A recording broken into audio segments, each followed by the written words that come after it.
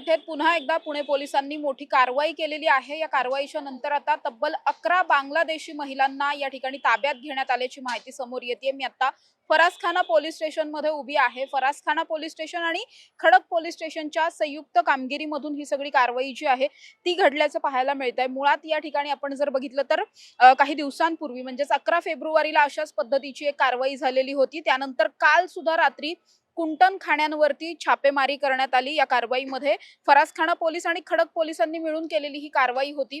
थेटपणे कुंटन खाण्यांवरती या ठिकाणी छापेमारी करण्यात आली। तिथल्या मालकिणी असतील किंवा मग तिथे राहणाऱ्या ज्या महिला आहेत या महिलांची चौकशी करण्यात आली। या सगळ्या चौकशीमध्ये एकूण 22 संशयितांना ताब्यात घेण्यात आल्याची माहिती आहे। तर या 22 पैकी तब्बल 11 महिला या बांगलादेशी आहेत। त्यांच्याकडे भारतातील खोटे आधार कार्ड त्याचबरोबर इतर काही खोटी कागदपत्र असल्याचं सुद्धा निष्पन्न झालेलं आहे। त्यामुळे या महिलांना ताब्यात घेण्यात आलंय। या महिला कधीपासून या ठिकाणी वास्तव्याला होत्या, त्या भारतात नेमक्या कशा आल्या, त्यांची ह्युमन ट्रॅफिकिंग म्हणजे मानवी तस्करी आपण ज्याला म्हणतो तसा काही अँगल या सगळ्या प्रकरणामध्ये आहे का, हे सगळं आता पुणे पोलिसांकडून तपासलं जात आहे। आपण जर बघितलं तर याच भागात म्हणजे बुधवार पेठेमध्ये असलेल्या बांगलादेशी किंवा बेकायदेशीर वास्तव्य करणाऱ्या महिलांच्या विरोधात गेल्या अनेक दिवसांपासून पुणे पोलीस हे आक्रमक पद्धतीनं कारवाई करत असलेले पाहायला मिळतात। त्याच अंतर्गत ही कारवाई झालेली आहे। 11 फेब्रुवारीला जी कारवाई झाली त्यामध्ये तब्बल 700 पोलिसांचा बंदोबस्त लावण्यात आला होता आणि या सगळ्या कारवाईनंतर तब्बल 2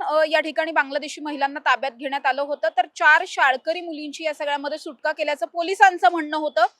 मात्र या शाळकरी मुली ज्या आहेत त्या तिथे वेश्या व्यवसाय करणाऱ्या मुली नसून तिथल्या महिलांच्या मुली असल्याची माहिती सुद्धा नंतर समोर आली होती। या सगळ्या कारवाईवरती आपल्याला पाहायला मिळतं की संशय सुद्धा व्यक्त केला गेला होता किंवा काही सामाजिक संस्थांकडून या सगळ्या कारवाईवरती आक्षेप सुद्धा घेतला गेला होता।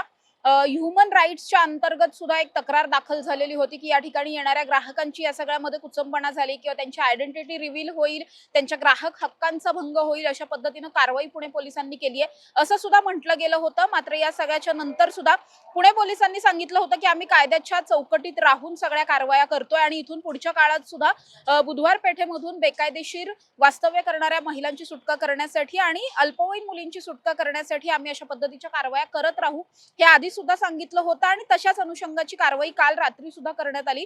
या सगळ्या कारवाईच्या नंतर आता आपण बघतोय की 11 महिलांना या ठिकाणून ताब्यात घेतलेलं आहे। या 11 महिलांचं इन्व्हेस्टिगेशन केलं जाईल। त्यांना नेमकं कुणी भारतामध्ये आणलं, कशा पद्धतीनं भारतात आणलं, त्यांचे खोटे डॉक्युमेंट्स कुणी बनवून दिले, हे सगळं तपासलं जाईल आणि या सगळ्या तपासातून जर या महिला या सगळ्यामध्ये दोषी आढळल्या तर या महिलांवरती तर कारवाई होईलच। मात्र या महिलांच्या पाठी जे कुणी असतील, ज्यांनी हे कुणी करायला भाग पाडलेलं असेल, मानवी तस्करीचं जर हे सगळं प्रकरण असेल तर त्याच्या मुळाशी जाऊन त्या आरोपींना सुद्धा अटक केली जाईल। त्याचबरोबर या महिलांना पुन्हा एकदा त्यांच्या देशात परत पाठवण्यासाठी म्हणजे बांगलादेशामध्ये परत पाठवण्यासाठीची प्रक्रिया सुद्धा केली जाईल, अशा पद्धतीची माहिती पुणे पोलीस आयुक्त अमितेश कुमार यांनी दिली आहे। मी सुरुवातीच म्हटलो होतो की बुधवार पेठला जे गैरकायदेशीर कृत्य आणि हालचाली लक्षात आला होता आणि त्या अनुषंगाने एक कारवाई पूर्वी झाली होती आणि त्याचे फॉलोअप कारवाई करण्यात येईल असे मी सांगितले होते।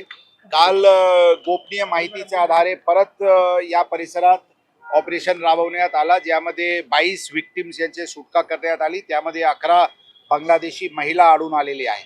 याचे 3 ब्रॉदेल हाऊस विरुद्ध 3 पीटा ऍक्ट अंतर्गत कारवाई करण्यात येत आहे। तसेच ज्या ज्या इकोसिस्टम मध्ये इथे बुधवार पेठ परिसरात या अशा प्रकारचे कृत्याला जे प्रोत्साहन करत आहे किंवा ऍक्टिव्ह ज्यांची सहकार आहे, इन्क्लुडिंग तिथे काही एक बियर बार आहे, बाकी इतर काही लोक आहे जे अशा प्रकारचे हालचालीला प्रत्यक्ष आणि अप्रत्यक्ष मदत करत आहे, त्यांना सर्वांना आरोपी करण्यात आलेले आहे। ब्रॉदेल हाऊस सीलिंग करण्याची प्रक्रिया सुरू करण्यात आलेली आहे। एकंदरीत सुरुवातीला 6 ब्रॉदेल हाऊसेस आयडेंटिफाई करण्यात आलेली आहे। या बिल्डिंग्सचे पूर्ण बिल्डिंग प्लॅन्स व्हेरिफिकेशन आणि जे जे काही इलिगल आहे त्याचे डिमॉलिशन करण्याबद्दलची पत्रव्यवहार पण महानगरपालिका आयुक्त यांचे सोबत करण्यात येणार आहे। या परिसरात कोणत्याही प्रकारची गैरकृत्य चालू देणार नाही, हे पोलीस दलांची भूमिका होती आणि याच्या पुढे पण अशाच प्रकारची कारवाई जर इलिगॅलिटी दिसून आल्यास तर चालू राहील. सर गेल्या वेळी जी कारवाई झाली त्याच्यामध्ये काही अल्पवयीन 4 मुली आहेत त्यांना पकडलं गेलं आणि त्यामध्ये प्रोसेसेस फॉलो झाल्या नाहीत असं ऑब्जेक्शन घेतलं जात आहे. काही ऑब्जेक्शन लोक घेत आहेत, ते ऑब्जेक्शन मध्ये कोणत्याही प्रकारचे तथ्य नाही. जे आमच्याकडून कारवाई, पोलीस दलांकडून कारवाई सुरू आहे ते पूर्ण नियमानुसार आणि कायद्यानुसार सुरू आहे.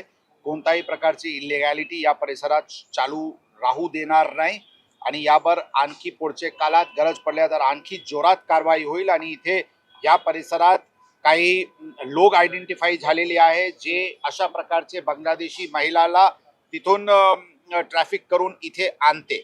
अशा प्रकारचे सर्व दलालांविरुद्ध पण गुन्हे दाखल करण्यात येत आहे आणि क्रिमिनल कॉन्स्पिरसीचे ऑफेन्स पण रजिस्टर करण्यात येत आहे आणि पूर्ण बारकाईने इन्व्हेस्टिगेशन सुरू आहे. आता त्याचे विस्तृत आढावा संबंधित अधिकाऱ्यांसोबत घेण्यात आलेली आहे आणि यामध्ये कायदेशीर कारवाई करण्यात सर गेल्या काही दिवसात ना बुधवार पेठेतली दुसरी कारवाई आहे. मागील आठवड्यात देखील आपण मोठी कारवाई केली होती.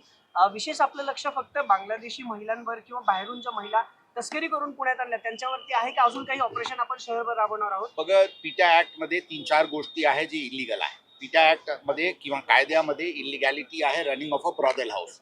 Number 2 soliciting in a public place, तसेच चाइल्ड मायनर्सला ट्रॅफिकिंग. हे 3-4 गोष्टी आहे जे पिटा ऍक्ट मध्ये इलिगल आहे.